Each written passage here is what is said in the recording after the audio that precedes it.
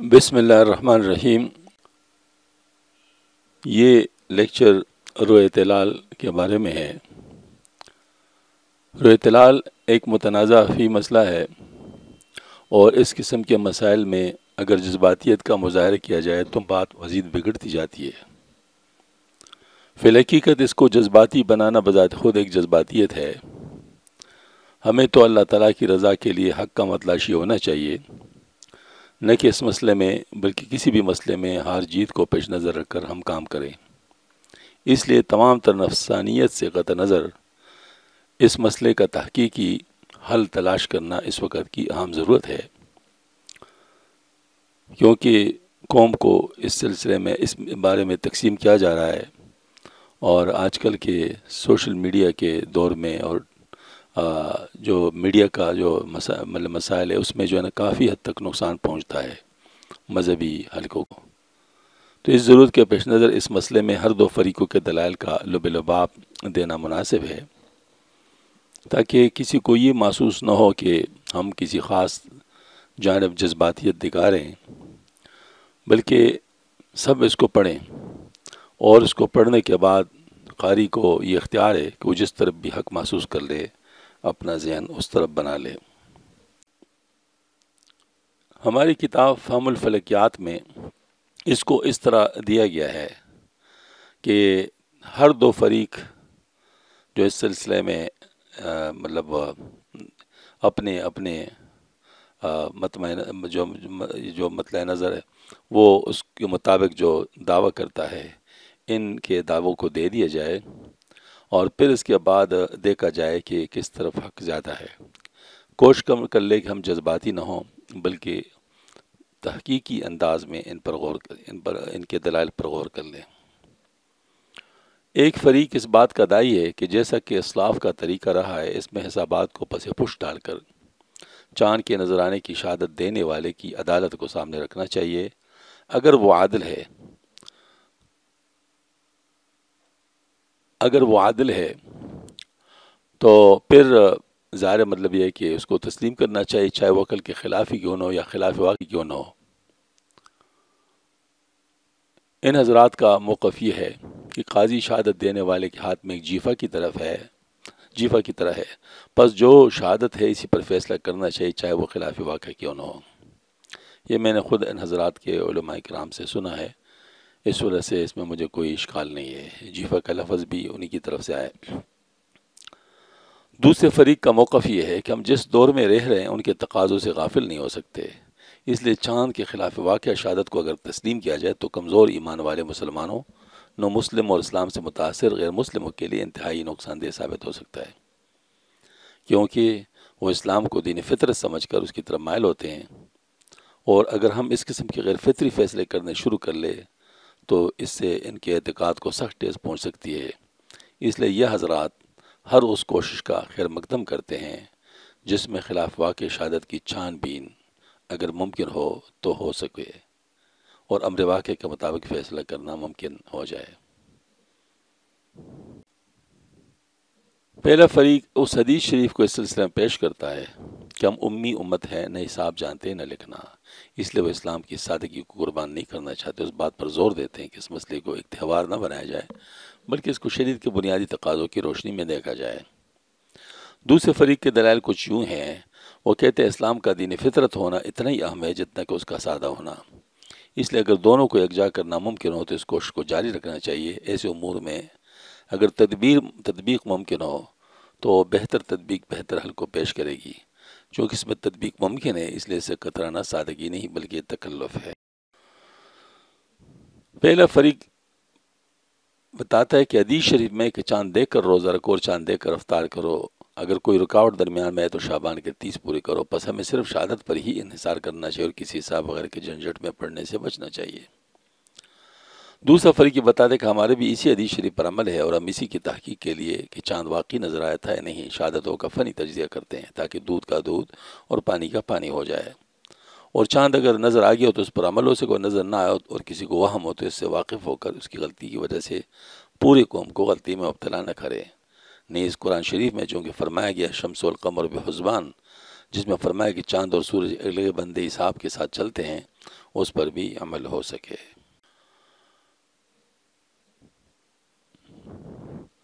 پہلا فریق یہ بتاتا ہے کہ اگر ہمارے پاس متشرع عادل گواہ آ جائیں اور وہ قسم کا کر کہیں کہ ہم نے چاند دیکھا تو ہم پر کیسے بدگمانی کرے گی، حالانکہ مومن پر تو نیک گمان کا حکم ہے۔ دوسرا فریق یہ بتاتا ہے کہ ہم کسی مومن پر بدگمانی ہرگز نہیں کرنا چاہتے، بلکہ ہم سمجھتے ہیں کہ اس سے غلطی ہو سکتی ہے، اور اس غلطی سے اس کو نکالنا اس کے لیے بھی خیر ہے، اس لیے اس کے ساتھ خیر خواہی ہے۔ اسلاف میں بھی، حتیٰ کہ صحابہ میں رضوان اجمعین میں بھی حضرت انس رضی اللہ عنہ کو غلط فہمی ہوئی تھی، انہوں نے چاند کو دیکھا ہے، لیکن نوجوان نے جب ان کی بہوں کا ایک بال ان کے آنکھوں کے سامنے دیکھا اور اس کو دور کروایا تو پھر آپ رضی اللہ تعالیٰ نے فرمایا کہ اب تو نظر نہیں آ رہا۔ اس سے ثابت ہوا کہ اس قسم کی غلطی کسی سے بھی ہو سکتی ہے، اس لیے اگر اس کا تدارک ممکن ہو تو کرنا چاہیے۔ پہلا فریق یہ بتاتا ہے کہ فقہ کی مقتدر کتابوں میں بات وضاحت کے ساتھ لکھی ہوئی ہے کہ اس میں حساب دانوں اور نجومیوں کے قول کا اعتبار نہیں ہے، تو اب حساب کو بنیاد بنا کر کسی کی شہادت کو کیسے رد کیا جا سکتا ہے۔ دوسرا فریق یہ بتاتا ہے کہ اس بات پر ہمارا بھی عمل ہے، اگر پوری دنیا کے حساب دان جمع ہو جائے اور یہ کہیں کہ چاند نظر آ سکتا ہے لیکن فی الحال نظر نہیں آتا، مثلا بادل وغیرہ ہو، تو ان حساب دانوں کی بات نہیں مانیں گے۔ البتہ اگر سائنسی طریقوں سے ہمیں معلوم ہو سکے کہ چاند کی گواہی دینے والے کو غلط فہمی ہوئی ہے، اس کو چاند نظر نہیں آیا، تو اس میں سائنس سے استفادے میں کوئی حرج نہیں، کیونکہ سائنس کو مذہب کا خادم بنایا جا سکتا ہے، یہ کوئی نئی بات نہیں۔ ماضی قریب میں بھی بڑے بڑے علماء کرام چاند کی شہادت دینے والوں سے اس قسم کے سوالات کیا کرتے تھے، جن کے جوابات سے وہ اندازہ لگا لیتے کہ چاند واقعی نظر آیا یا نہیں۔ وہ سوالات اس وقت کے سائنس پر مبنی ہوتے تھے۔ آج کل اگر سائنس نے مزید ترقی اور بات کمپیوٹر تک پہنچ گئی تو اس سے استفادہ بھی اسی طرح جائز ہے، کیونکہ سمت تو بہرحال وہی ہے۔ پہلا فریق یہ بتا دے کہ حسابدانوں میں کون سا اتفاق ہوتا ہے کہ ان کی بات کو وزن دیا جا سکے۔ ان میں بھی تو ایک بتا دے کہ چاند فلاں تاریخ کو نظر آ سکتے ہیں، جبکہ دوسرے حسابدان اس کی تکذیب کر رہا ہوتا ہے، اس لیے مختلف فی چیز سے اس قسم کے مضبوط اقوال کو ڈٹلانا نامناسب ہے۔ دوسرا فریق بتاتا ہے کہ اس میں دو طرح کا حساب ہے، ایک میں اختلاف ممکن ہے، دوسرے میں نہیں۔ پہلے صورت میں وہ حساب آتا ہے کہ چاند نظر آنے کے لیے چاند کو افق سے کتنا بلند ہونا چاہیے، اس کی کتنی عمر ہونا چاہیے، وغیرہ وغیرہ۔ اس میں یقیناً اختلاف ہو سکتا ہے، کیونکہ اس میں انسانی آنکھ ملوث ہے، اس لیے فقط اندازے ہوتے اور عموم تجربے کی بنیاد پر ہوتے ہیں۔ ان میں جن کا تجربہ اور علم زیادہ وسیع ہو اس کا اندازہ بہتر ہو سکتا ہے۔ دوسری صورت میں وہ حساب آتا ہے جو ولادت قمر کا ہوتا ہے، یعنی چاند کب پیدا ہوا، اس کے حساب میں کبھی اختلاف نہیں ہوتا، کیونکہ انسانی آنکھ سے یہ مبرہ ایک کائناتی واقعہ ہے جو پوری دنیا کے لیے کہ ایک ہی لمحہ ہوتا ہے، اس لیے اس میں سیکنڈوں کا بھی اختلاف نہیں ہوتا، اس لیے قطعیات میں داخل ہے۔ نیز شہادت کو پرکھنے کے لیے جو سائنسی قوانین استعمال کیے جاتے ہیں وہ بھی قطعیات ہیں۔ تھوڑا سا میں اس کو اگر مزید ایکسپلین کروں تو روس اور سعودی عرب، اسرائیل اور سعودی عرب، روس اور امریکہ، ہندوستان اور پاکستان، یہ سارے آپس میں بالکل مختلف ہیں اور یہ ظاہر دشمن ہیں ایک دوسرے کے، لیکن ان میں بھی آپس میں اس چیز پر اختلاف نہیں ہوتا۔ سب کے جو کتنے بھی مطلب جو اخبارات ہوتے ہیں جتنے بھی وہ سب ایک ہی وقت بتاتے ہیں، تو یہ قطعیات میں ہے، اس میں اختلاف ممکن ہی نہیں۔ اس کی وجہ ہے کہ جیسے مطلب یہ سورج گرہن ہوتا ہے، تو سورج گرہن جو ہے نا وہ تو ایک امر واقعہ ہے، اس کا کوئی انکار تو نہیں کر سکتا، اور یہ برتامون کے مطابق ہی ہوتا ہے، یعنی جس وقت چاند پیدا ہونے والا ہوتا ہے اسی وقت سورج گرہن ہوتا ہے، تو اس میں کوئی اختلاف کر بھی لے گا تو اس کے اختلاف ختم ہو جائے گا، کیونکہ وہ سامنے چیز وہ کہتے ہیں آفتاب دلیل آفتاب بس، تو ظاہر بات سامنے آ جائے گی۔ نیز شہادت کو پرکھنے کے لیے جو سائنسی قوانین استعمال وہ بھی قطعیات میں ہوتے، اس لیے ان کی سے بھی استفادہ کرنے میں کوئی حرج نہیں۔ لہٰذا اگر کوئی سائنسدان اپنے یا دوسرے کے تجربے کی بنیاد پر یہ اندازہ لگائے کہ چاند جمعہ کو نظر نہیں آ سکتا، لیکن کچھ لوگ چاند دیکھنے کا دعویٰ کرے کہ ہمیں چاند نظر آیا ہے، تو اگر وہ لادہ قمر کے بعد کا وقت ہے تو ان شہادتوں کو سننا لازمی ہے، اور اگر دوسرے قطعی قوانین کے مطابق درست ثابت ہو تو اس کو تسلیم کرنا بھی لازم ہوگا۔ اس وقت اس سائنسدان کی بات چاہے وہ کتنے بڑا سائنسدان کیوں نہ ہو نہیں سنی جائے گی، کوئی کہ اس بات پر سختی سے عمل کیا جائے کہ نجوم و سائنسدانوں کی پیشگوئیوں پر عمل نہیں کیا جائے گا۔ اس طرح اگر کوئی سائنسدان کہہ دے کہ فلاں تاریخ کو چاند نظر آ سکتا ہے لیکن اس کی شہادت قابل قبول ثابت نہ ہو تو اس سائنسدان کی بات کو بھی ردی کے ٹوکری میں ڈال دیا جائے گا اور فیصلہ شہادت ہی پر ہو۔ پہلا فریق یہ بتاتا ہے کہ متقدمین کی تمام کتابیں بالخصوص احناف کی کتابیں اس بات سے بڑی پڑی ہے کہ فقط شہادت جیسی بھی ہو لینی چاہیے، حسابدانوں کے علم کی اس میں صراحت کے ساتھ نفی کی گئی ہے۔ دوسرا فریق یہ بتاتا ہے کہ متقدمین میں بھی اور صبح کی رحمۃ اللہ، علامہ کوثر رحمۃ اللہ، کئی اکابر نے شہادت کے تزکیے اور اس کی حقیقت کو قریب لانے میں زور دیا ہے۔ یہاں تک کہ صبح کی رحمۃ اللہ تو اس شخص کو ہمیشہ کے لیے مردود شہادت قرار دینے پر زور دیا ہے جس کی شہادت قطعیات کے خلاف ثابت ہو۔ نیز متاخرین میں جس نے بھی اس موضوع پر قلم اٹھایا ان کی اکثریت نے شہادت کو حقیقت کے مطابق کرنے پر بہت زور دیا ہے، کیونکہ اس کا آج کل بہت ضرورت ہے۔ پہلا فریق یہ بتاتا ہے کہ صبح کی رحمۃ اللہ علیہ شافعی المسلک تھے اور شواف میں بھی کئی علماء کرام نے ان کے اقوال کو رد کیا، اس لیے حناف کے لیے وہ کیسے حجت بنیں گے۔ دوسرا فریق یہ کہتا ہے کہ ہاں صبح کی رحمۃ اللہ علیہ شوافی میں تھے، ان کے قول کے بعد شوافی نے بھی تردید کیے، لیکن اس موضوع پر اس وقت قلم اٹھایا تھا جبکہ اس کی اتنی ضرورت نہیں تھی، کیونکہ ذرائع حمل و نقل و مواصلات کم ہونے کی وجہ سے غلط فیصلے سے نقصان اتنا نہیں ہوتا تھا جتنا کہ اب ہوتا ہے۔ اگر انہوں نے اس وقت ان تمام چیزوں کا اندازہ کیا تھا تو آفرین ہے ان کی دور اندیشی پر۔ اس لیے ہمیں اس مسئلے کو حل کرنے میں جدید ضروریات کو پورا کرنے کے لیے نئے سرے سے قرآن و حدیث کی بنیادی اصولوں کی طرف جانا پڑے گا، کیونکہ وہ قرآن حدیث ہمیں شکل ہوتے اور فتح و حالات پر منحصر ہوتے ہیں۔ جب حالات بدل جائیں تو نئے سرے سے قرآن حدیث کی روشنی میں مسئلے کافی کے حل نکالنا پڑتا ہے۔ اگر اس میں چند دور اندیش فقہا کی تائید حاصل ہو جائے تو اس کو تائید غیبی سمجھنا چاہیے، نہ کہ انہی کو مورد الزام ٹھہرا جائے، جیسے کہ غیر معتدل علاقوں میں نماز روزے کی ہر قسم کے فقہا کے حوالے سے استفادہ کیا گیا تھا، یا مفقود الخبر خاوند کے مسئلے پر فقہائے حناف کا امام مالک متع کے مسلک پر فتویٰ وغیرہ۔ یہ واقعی بہت اہم نقطہ ہے کہ یہ چونکہ یہ مسئلہ پوری دنیا کا ہے، تو جب کوئی مسئلہ پوری دنیا کا ہو تو اس میں پھر یہ ہوتا ہے کہ جس جو مطلب نادر الوقوع چیزیں ہوں تو اس وقت پھر مطلب نادر روایت جو ہے نا وہ بھی کام کر جاتی ہے،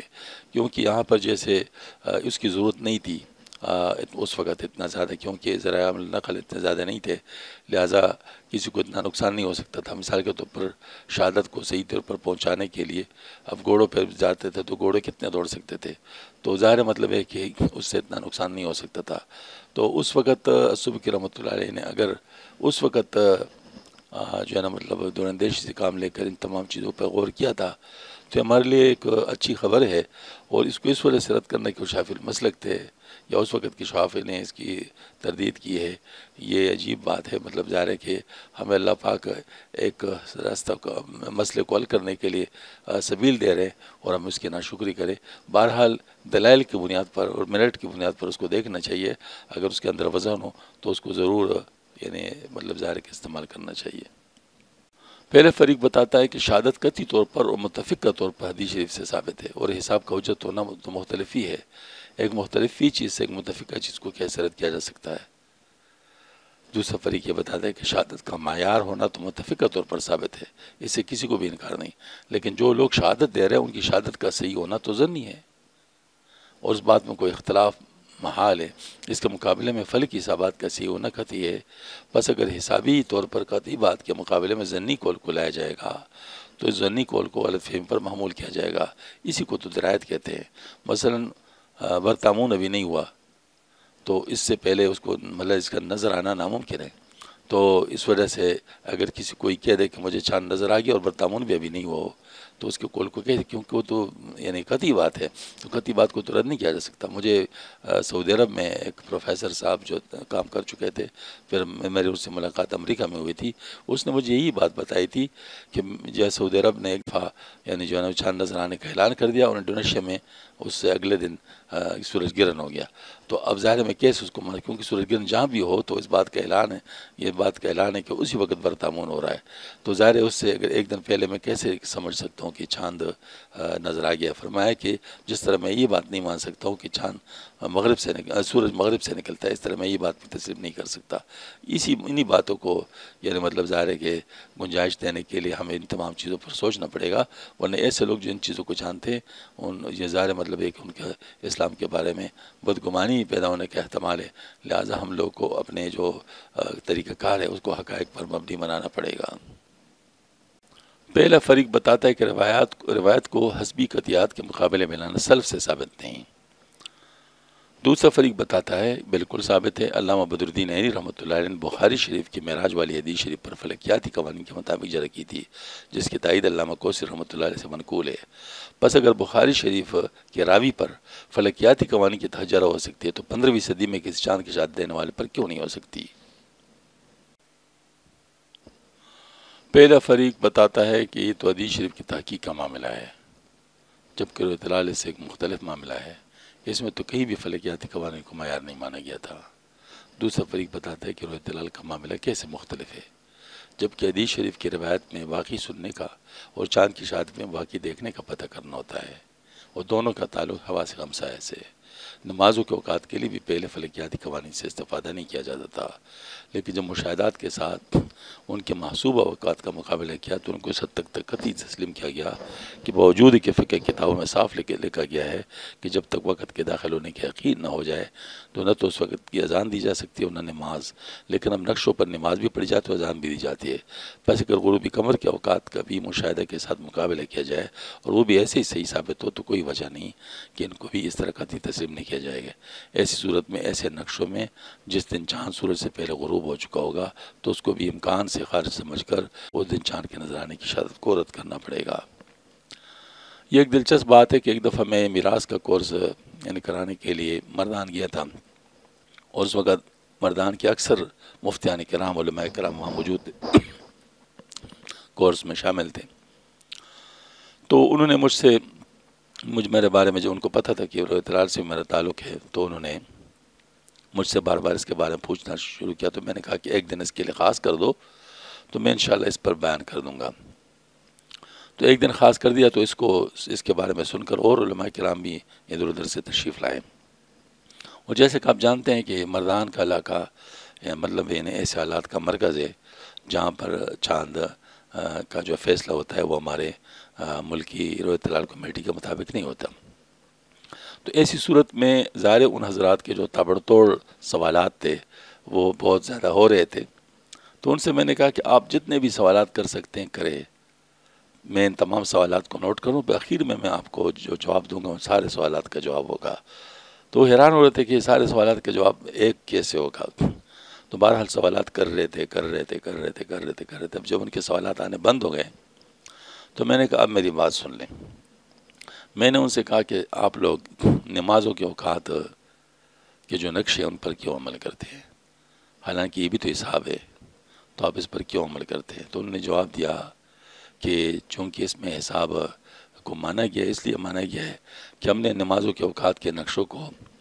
ٹیسٹ کیا ہے، اور جو اوقات اس نے حساب بتایا تو ہم نے جو اس کے جو علامات ہیں مطلب شریعت میں جو بتائے گئے ہیں نمازوں کے اوقات کے، اس کے مطابق ان کو بالکل صحیح پایا۔ مثلا غروب شمس اور طلوع شمس یہ بالکل صحیح پایا، اس طرح باقی اوقات کا بھی، تو لہٰذا ہم اس پر عمل کرتے ہیں۔ میں نے کہا کیا آپ نے سارے اوقات کا حساب کیا ہے یا صرف چند اوقات کا حساب کر کے اس کو اس کے ساتھ دیکھا ہے مشاہدے کے ساتھ؟ انہوں نے کہا نہیں، صرف چند 4-5 دن کا ہم نے دیکھا ہے۔ میں نے کہا پھر تو آپ نے مجھے بہت اچھا طریقہ بتایا، اور وہ یہ ہے کہ میں آپ کو طلوع قمر اور غروب قمر کے پورے مہینے کا چارٹ دے دیتا ہوں حساب بنا کر، اور آپ روزانہ اس کا مشاہدہ کریں کہ چاند کب طلوع ہوتا ہے کب غروب ہوتا ہے۔ اگر پورے مہینے میں 27 دن آپ کو چاند کا طلوع اور غروب بالکل اسی طرح نظر آئے جس طریقے سے آپ کا میں نے نقشہ دیا ہوگا، 2 دن کا تو یہ ہوتا ہے کہ اس میں چاند غائب ہوتا ہے، نظر نہیں آتا، تو ایک علیحدہ بات ہے، لیکن 27 دن آپ کو بالکل ایسے نظر آئے تو کیا آپ اس 27 دنوں کا جو علم ہے وہ آپ کو اتنا یقین نہیں بناتا کہ آپ 2 دنوں میں بھی اس پہ عمل کر سکے کہ 2 دن میں بالکل جو یہ بتائے گا تو ٹھیک بتائے گا؟ تو انہوں نے کہا بالکل کر سکتے۔ تو میں نے کہا کہ اسی پہ تو ہم بتاتے ہیں نا کہ چاند اس وقت سورج سے پہلے غروب ہوا ہے یا سورج کے بعد غروب ہوا ہے۔ اگر سورج سے پہلے غروب ہو چکا ہو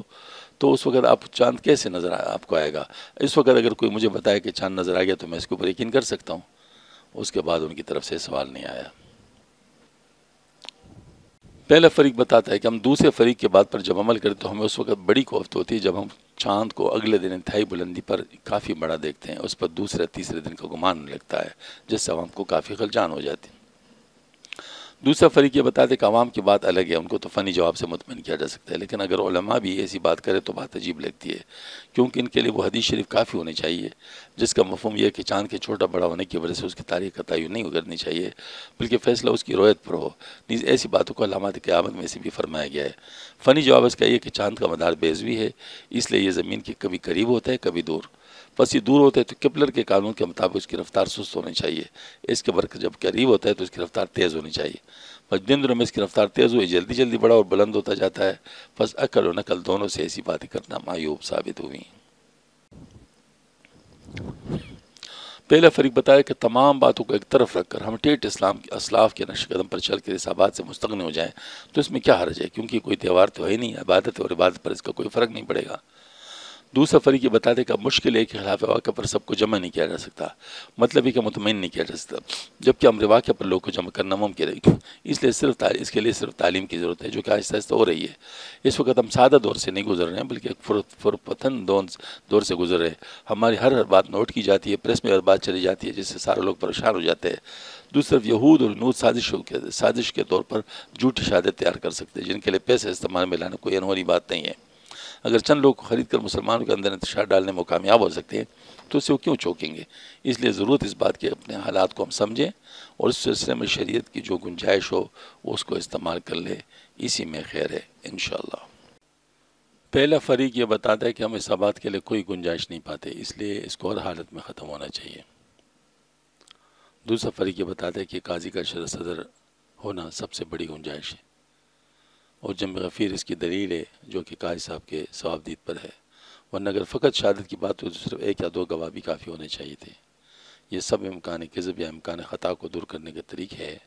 اسلام میں امکان کذب یا امکان خطا کو دور کرنے کے لیے جتنے بہتر سے بہتر طریقے مل سکتے ہوں اختیار کرنے چاہیے۔ ہاں ایک بات مزید اس میں کچھ عرض کروں گا کہ قاضی کی بات ہو رہی ہے، قاضی وہ ہوتا ہے جس کو حکومت مقررتا ہے، یعنی جو صاحب اختیار جو ہوتے ہیں وہ جو ان کو مقرر کرتے ہیں وہی قاضی ہوتا ہے۔ قاضی اور مفتی میں یہی فرق ہوتا ہے، مطلب ظاہر ہے مفتی کسی کو پھانسی کا حکم نہیں لگا سکتا، بے شک وہ واجب القتل کیوں نہ ہو، لیکن قاضی لگا سکتا ہے، قاضی کے اوپر کوئی وہ نہیں ہوگا۔ تو اس وجہ سے جو ہے نا مطلب یعنی ایسے معاملات میں قاضی کی بات مانی جاتی ہے، تو قاضی جن کو مقرر کیا جاتا ہے ان کا یہ چیز حاصل ہوتی ہے کہ اگر وہ فیصلہ کر لے اور پوری کوشش کر لے کہ غلطی نہ ہو، لیکن پھر بھی غلطی ہو تو اجتہادی خطا ہونے کی وجہ سے اس کو ثواب بھی ملتا ہے، ان کا فیصلہ نافذ بھی ہو جاتا ہے، ظاہری طور پر بھی باطینی طور پر بھی۔ یہ ماشاءاللہ فقہ کتابوں میں لکھا ہے، زیر اطلال کے مسئلے میں یہ بات اس طرح ہے، لیکن یہ بہرحال اگر یہ جو ہے نا وہ اگر مقرر شدہ نہ ہو تو پھر ان کی جو ہے نا وہ غلطی ان کے ذمہ ہوتی ہے۔ لہٰذا مطلب یہ ہے کہ جیسے مطلب فرماتے ہیں کہ اگر کوئی قرآن پاک کی جو ہے نا وہ یعنی تفسیر بغیر رائے سے کر لے، صحیح بھی کر لے تو بھی غلطی ہے۔ اس طریقے سے اگر قاضی نہ ہو، مقرر شدہ نہ ہو، فی حد نافذہ نہ ہو تو اگر وہ فیصلہ صحیح بھی کرتا ہو پھر بھی وہ غلط ہوگا، اور قاضی جو مقرر شدہ ہو وہ اگر فیصلہ صحیح کرتا ہے تو اس پر اس کو یقیناً اجر ملتا ہے، اگر غلطی اس صورت میں کرتا ہے کہ اس نے پوری کوشش کی ہو تو اس کو ایک ثواب ملتا ہے، اور اگر ایسی غلطی کی ہو جس میں پوری کوشش نہیں کی ہو تو پھر عند اللہ وہ ظاہر مجرم ہو سکتا ہے اور اللہ تعالیٰ ہی اس کے حساب لے گا، باقی لوگ ان کو کچھ نہیں کہہ سکتے۔ لہٰذا ایسی صورت میں مطلب یہ ہے کہ ہم لوگ کو جو ترتیب بنی ہوئی ہے مطلب جو ہے نا وہ فیصلہ کرنے کی، تو جن کو اس کا اختیار دیا گیا ان کے فیصلے پر عمل کرنا چاہیے۔ ہمیں تو اللہ پاک کا حکم ماننا ہے، تو اگر اللہ پاک اس پر ہم سے راضی ہو سکتے ہیں تو پھر اس میں کیا مسئلہ ہے؟ لہٰذا اس کو جذباتی فیصلہ نہیں سمجھنا چاہیے، اس کو حقیقت کے قریب لانا چاہیے۔ اللہ تعالیٰ ہم سب کو عمل کرنے کی توفیق عطا فرمائے۔ دونوں طرف کے دلائل میں غور کرنے کے بعد قاری یہ خود فیصلہ کر سکتا ہے کہ ان کے دلائل میں وزن ہے۔ یہ مواد راقب نے یعنی میں نے خود جمع کیا ہے، آپ اس میں خود بھی اضافہ کر سکتے ہیں، اور وہ اس طرح کہ ہر دو کے دلائل ان کے قائل علماء کرام سے لے کر اس کا مطالعہ کریں۔ اس سلسلے میں راقم کی جو میری جو کتاب ہے کشف الحال اس سے بھی استفادہ کیا، اگرچہ وہ آؤٹ آف پرنٹ ہے لیکن کسی کے پاس اگر کہیں سے مل جائے تو وہ بھی اس کا بھی استفادہ کیا جا سکتا ہے۔ بہرحال یہ ہے کہ اس میں غور کرنے کی بہت ضرورت ہے، اور وہ غور کرنا بھی غیر جذباتی انداز میں، تحقیقی انداز میں، اور اگر کوئی بات اس سلسلے میں پوچھنی ہو تو ضرور پوچھی جا سکتی ہے، لیکن یہ ہے کہ دعا بھی کرنی چاہیے کہ اللہ جل شانہ اس میں ہمیں صحیح فیصلے کرنے کی توفیق عطا فرمائے، اور جو حق ہے اس کا ساتھ ہم دینے والوں میں ہوں، اور جو دوسری طرف ہو مطلب ظاہر ہے اس سے ہم اپنے آپ کو بچائے، کم از کم سوچ کر یا ایسے مطلب جو ہے نا وہ طرف نہ ہو جس کے بارے میں بعد میں ہم خود بھی مطمئن نہ ہو۔ اللہ جل شانہ ہم کو صحیح فیصلے کرنے کی توفیق عطا فرما دے۔ وما علینا الا البلاغ۔